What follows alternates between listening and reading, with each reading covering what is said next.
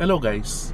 Meron bang wired Apple CarPlay at saka Android Auto yung sasakyan ninyo? 'Di ba? Napakagandang feature niyan sa mga sasakyan natin eh. Pero to be honest, kapag ka wired kasi yung Apple CarPlay at saka Android Auto ng sasakyan natin, medyo hassle siya, 'di ba?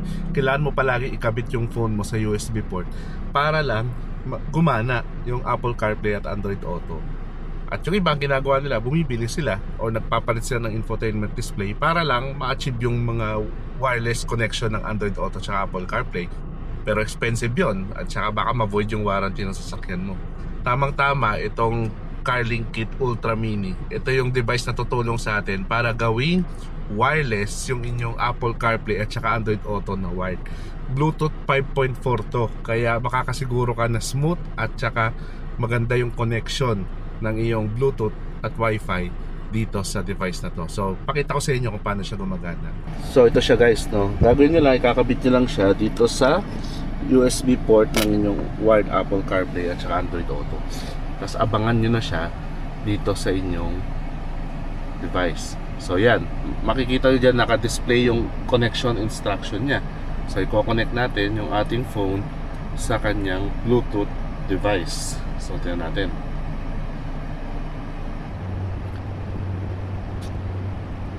Kapag ka nakapair na siya, i-allow nyo lang lahat, no?